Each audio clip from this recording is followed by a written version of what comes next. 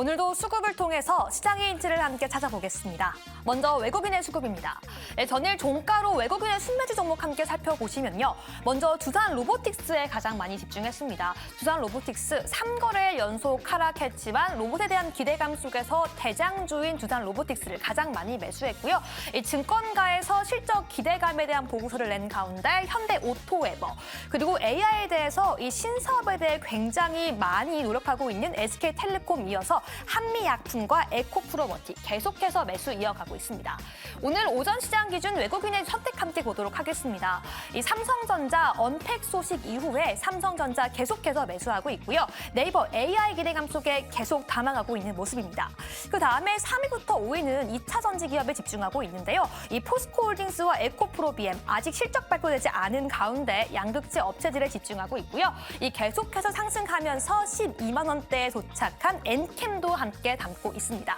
다음으로는 기관에 함께 집중하겠습니다. 기관의 수급입니다. 어제 종가 기준에요. 이 기관 같은 경우에는 2차 전지 종목에 많이 집중하고 있습니다. 먼저 반도체에서는 SK 하이닉스를 가장 많이 담았고요. 그 다음에는 LNF, 에코프로머티, LG화학과 포스코홀딩스까지 가져가고 있습니다. 특히나 코스피 이전 상장 승인도 LNF에 함께 집중하고 있는 모습 확인되고 있고요. 오늘 오전 기관의 선택 함께 보시면요. 이 삼성전자 함께 담고 있고요. 그 다음에 외국인은 네이버를 선택했다라면 기관은 카카오를 계속 선택하고 있습니다. 그 다음 2차 전지 종목으로는 에코프로비엠, LNF, LG화학까지 함께 매수하고 있습니다. 마지막으로는 개인의 선택 함께 살펴보시죠. 오늘 개인의 순 매수 종목 어제 종가 기준으로 함께 살펴보시면요. 계속해서 삼성전자와 SK하이닉스 반도체 대장주에 집중했습니다. 그 다음에 2차 전지주로는 LG화학과 오히려 증권가에서는 이 실적, 매출 악화에 대한 우려를 내비친 삼성 SDI를 함께 집중했고요. 그 다음에는 오리온, 계속해서 이 증권가에서 실적 악화, 오히려 이 M&A에 대해 부정적인 의견 내놓는 가운데 오리온 이틀 연속 매수하는 모습입니다. 이렇게 오늘 외국인 기관, 개인의 순매수 종목까지 함께 살펴봤는데요. 이 수급 통해서 어떤 특징 함께 알아볼 수 있을까요? 고수님들 알려주시죠. 외국인과 기관의 수급에 오늘장 급반등에 나서고 있는 에코프로 그룹주들이 좀 담겨 있다라는 게 좀 의미가 있는 것 같은데 김대중 교수님 어떻게 좀 의미 부여해도 되나요? 의미 부여를 상당히 많이 해야 될 것 같습니다. 최근에 이제 그 2차전지 소재주 종목의 주가 흐름을 한번 잘 판단해 보시면 네. 이전과는 완전히 다른 흐름에서의 모습입니다. 시장에 지수가 빠지는 상황이라든가 또는 일부 악재가 나왔던 상황 하에서도 주가 잘 안 빠집니다. 네. 버티고 있는 모습이죠. 계속해서. 주가가 버틸 때는 올라간다라는 흐름으로 우리가 유추 해석해도 되는 내용입니다. 네. 그래서 이전과는 다른 2차전지 소재주, 완성셀보다는 소재주의 흐름들이 굉장히 양호하다. 이러한 맥락에서 이후에 주가를 부양시킬 수 있는, 상승할 수 있는 재료 가치가 부각이 된다면 주가는 탄력을 받을 수 있는 흐름들이 나올 수가 있겠죠. 네. 자, 2차 전지주를 투자하셨던 분들은 사실 최근에 이 수급이 하루하루 어떻게 흘러가는지가 굉장히 관심을 많이 갖고 계실 텐데 이 외에 오늘 우리 수급적으로 좀 특징적인 흐름 보신다면 뭐가 있을까요? 저 지금 리오프닝 쪽에서 항공주를 좀 보고 있습니다. 항공주. 네, 항공주는 사실 실적에 대비해서 너무 지금 시장 주가와 실적이 정말 디커플링 되고 있는 섹터 중에 하나인데요. 이제 드디어 항공이랑 뭐 둘 다 상관없이요? 뭐 저비용이던 네, FSC든. 맞습니다. 일단은 LCC 쪽이 조금 더 유리할 것으로 보여지는데 뭐 이번 주 같은 경우에는 또 이슈가 대한항공과 아시아나의 기업 결합 심사에서 EU가 승인할 것이다라는 기대감에 그에 대한 수혜는 유럽 노선 쪽에 대한 부분이 TA항공 쪽으로 넘어갈 수 있다. 그래서 TA항공이 조금 그에 대한 수혜를 받았지만 결국은 실적 때문에 오르는 겁니다. 네. 진에어 같은 경우가 지금 작년 실적을 잠정 공시를 했는데요. 역대 최대 실적입니다. 매출액이 1조 2천억 원, 그리고 영업이익 같은 경우가 1,800억 원으로 역대 최대 실적을 보여주고 있고요. 네. 지금 대부분의 LCC 항공사들도 작년 같은 경우에 연간 이익으로 턴어라운드가 가능했고요. 그리고 여기서 또 같이 여행주들도 마찬가지입니다. 뭐 하나투어 같은 경우에도 작년에 흑자 전환이 가능했다라는 부분으로 봤을 때는 이제 항공주, 여행주가 이제 실적에 대한 부분이 본격적으로 사실 이미 반영이 됐었어야 되는데 네. 지금 뒤늦게 가고 있다라고 좀 생각하고요. 상반대기 호텔신라 지금 최근 주가 보셨나요? 호텔신라 많이 네, 빠졌습니다. 호텔신라 지금 5만 원대까지 빠졌습니다. 6만 원 아래로 살 갔는데 타이밍 아닌가요? 이제 그에 대한 고민을 저도 했습니다. 이제 호텔신라 같은 경우에는 면세 쪽에 대한 비중이 워낙에 높은데 최근에 이제 해외 관광객들이 많이 늘어나긴 했습니다만 소비 패턴 자체가 좀 바뀌었다라는 점입니다. 아. 면세 쪽이 아닌 병원을 가죠. 네, 뭐 병원이라든지 아니면은 로드샵 같은 곳을 이용한다든지 하면서 소비 패턴이 바뀌었다라는 점이 네. 면세 그리고 이쪽에서는 사실은 단기적으로는 극복해야 될 문제. 우리가 LG생활건강, 아모레퍼시픽을 이야기했을 때 중국인에 대한 수요가 바뀌어가면서 그에 대한 타격이 지금 몇 년째 이어가고 있는 것처럼 면세 쪽에 대한 부분은 지금 좀 고민을 해봐야 될 타이밍이 아닌가라고 생각하고 있습니다. 그 관광 관련한 얘기 저희가 박소 교수님과 제가 이제 분장실에서 만나서 정말 놀라운 소식을 들었던 네, 것이 네, 있었습니다.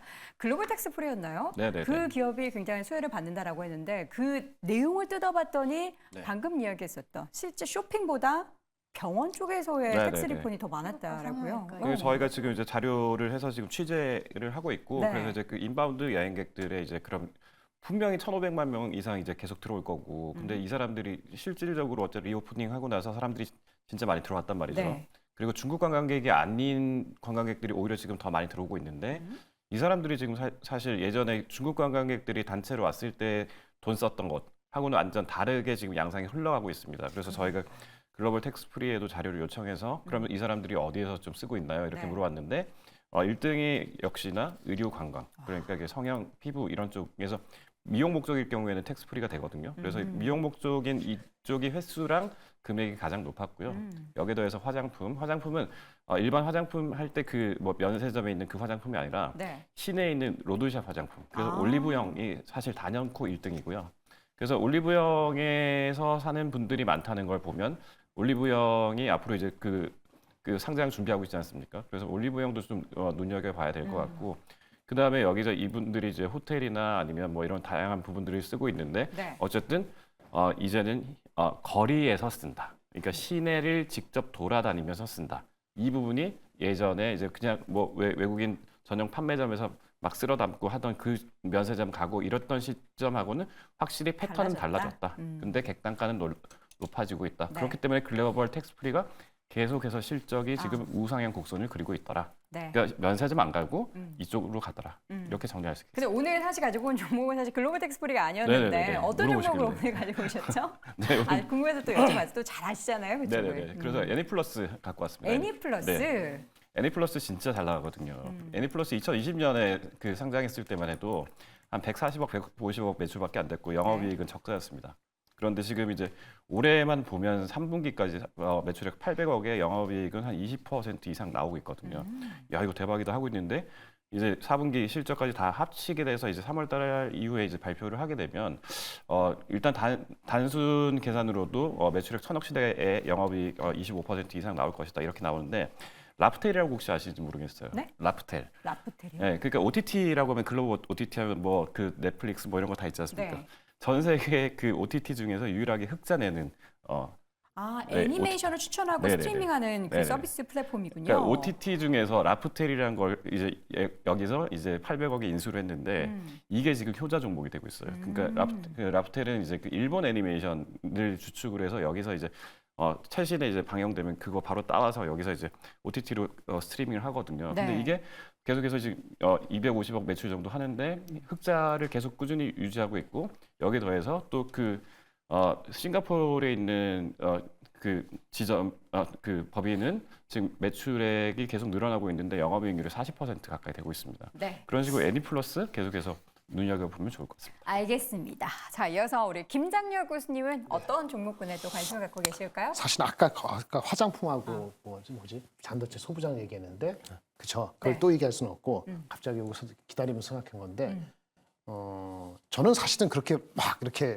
아직은 그래요. 근데 제가 보수적이라서 그런데 아직은 뭐가 그러십니까? 아니, 그러니까 무슨 신기계 나왔을 때 네. S24 뭐 이런 것도 별로였고 근데 오늘은 조금 좀 관심이 있다 말씀드렸는데 비전 프로 있잖아요. 비전 프로. 비전 프로. 네, 그게- 애플의 비전 프로 네. 19일부터 이제 예약 판매를 하죠. 그렇죠. 네. 우리 손에 들어오는 건 이번 달 말 갤럭시 S24 비슷한데 관련되는 종목이 이것도 어저께 나왔어야 되는데 네. 하여튼 그 아니 자꾸 종목들이 어떻게 나오는 저희 전화를 좀 해주세요. 장중에 저희 방송할 때. 매일 부르면 되죠. 매일 안 부르니까 항상 안 나올 때 이슈가 돼서 어쨌든 시간 안 간에 되시면서, 네. 그 저기 그런 관련되는 종목이 있어요. 뭐가 근데 있죠? 뭐 오늘 많이 올라가는 종목은 아까 프리토 비슷하긴 하지만은 그 스코넥, 스코네, 자이언트 스텝, 자이언트, 스텝. 스텝. 예, 그 스텝을 잘 봐야 돼요.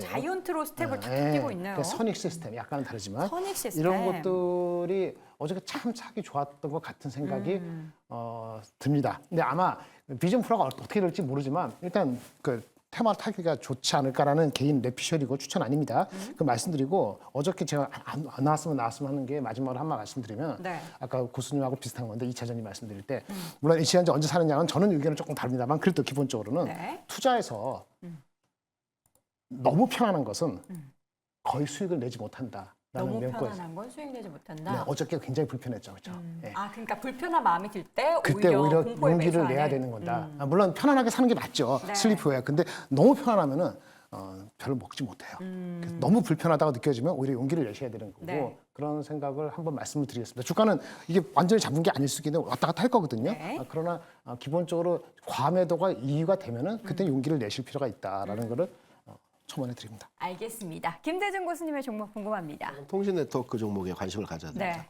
우리가 연초에 이재용 회장이 그 삼성 글로벌리스트를 방문해서 6G에 대한 기술을 선점하라는 메시지를 줬었죠. 그렇죠. 이때 통신 관련주들이 상승을 했습니다. 그래서 이게 언제까지 갈지에 대한 의문을 가지고 있었는데 맞아요. 꽤 많이 테마가 갔어요. 네. 네, 테마를 만들면서 꽤 많이 갔습니다. 이런 맥락에서 볼 때 통신 네트워크 관련한 테마가 앞으로 시장을 지배하는 형태에서 선도를 할 수 있는 형태가 어게인 그때 몇 년도였죠? 2017년이었나요? 17, 18 이때 네. 5G 관련해서 주가 움직였죠. 그런 맥락에서 통신 네트워크 관련주들이 새롭게 가격이 진행되고 있는 흐름으로 읽어낼 수 있고요. 이 중 내에서 통신 관련주들이 실제 그렇게 좋지는 않습니다. 그래서 이 중에서 선별을 해보게 되면 서진 시스템 이 종목 같은 경우는 갤럭시 24와도 관련돼 있고요. 이 외형 메탈 관련해서 네. 하고 안테나 관련해서 통신 쪽도 관련돼 있고요. 여러 가지 관련돼 있는데 실적도 나오고 있고 주가 흐름 측면에서도 양호한 형태의 모습을 보여주고 있고 특히나 최근 한 열흘 한 달 이 정도 사이에서 기관 투자자들이 공격적으로 매수를 하고 있습니다. 연속된 매수를 하고 있죠. 이런 부분에서 서진 시스템에 대해서 관심을 가져볼 필요가 있다라고 생각합니다. 근데 네. 이제 4분기 실적 굉장히 좋을 거예요. 그리고 그 통신 말고도 그 ESS 관련된 익스포저가 또 어텐션을 에너지 받고 조작 있대. 같이? 그래서 오.